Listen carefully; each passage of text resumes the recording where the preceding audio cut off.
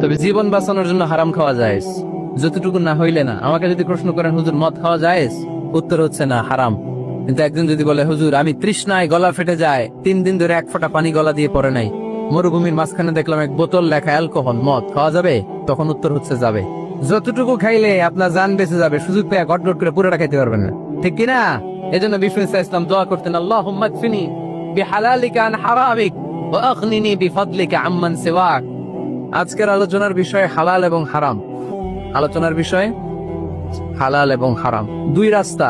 হালাল চলে গেছে এইদিকে, হারাম গেছে এইদিকে। আমরা যাব কোন দিকে? ডান দিকে। হালাল খুব বরকতময়, হালালে বরকত বেশি, হারামে বরকত নাই। বিশ্বাস করেন, 1 কোটি টাকা ইনকাম মাসে। কয় কোটি? এরকম লোক আছে না কস ভাই? বাংলাদেশে আছে না?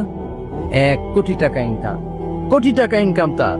কিন্তু বছরে কোটি কোটি টাকা তার ইনকাম, 1 মাসে ইনকাম 1 কোটি টাকা। কিন্তু দেখা যায় মাসে একটা হসপিটাল বিল পরিশোধ করতে তার চলে যায় 50 লাখ টাকা। আছে না নাই?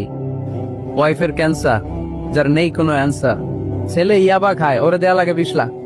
বাড়ি ভাড়া, খাওয়া দাওয়া ইত্যাদি খরচ শেষে দেখা যায় মাস শেষে আরো 20 লাখ ঋণের মধ্যে পড়ে আছে।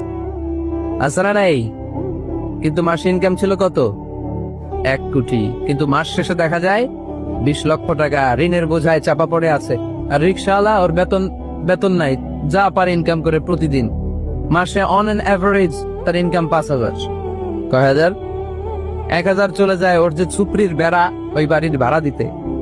1,000 চলে যায় ওর খাওয়া, 1,000 চলে যায় চিকিৎসা, 1,000 চলে যায় ছেলেমেয়েদের পড়াশোনা, আনুষঙ্গিক আরো 500, মাস শেষে আরো থেকে যায় 500। 1 কোটি টাকা ইনকাম করেও 20 লক্ষ টাকা ঋণের বোঝায় চাপা পড়ে আছে। আর 5,000 টাকা ইনকাম, মাস শেষে কত থাকে? 500। কারণ ওর পুরো ইনকামটাই হালাল। ওর পুরো ইনকামটা কি? আর হালালে বরকত ঢুকায় দিছে কে? হারামে কোনো বরকত আছে? আওয়াজ করে বলেন তো, গরু খাওয়া হালাল না হারাম? কুকুর খাওয়া? কুরবানিতে কি জবাই হয়? সুন্নতে খাতনার অনুষ্ঠানে, বিয়ের অনুষ্ঠানে, প্রতিদিন কসাইয়ের দোকানে, কোথাও কুকুর জবাই হয়? গরু বা গাভী বছরে বাচ্চা দেয় কয়টা?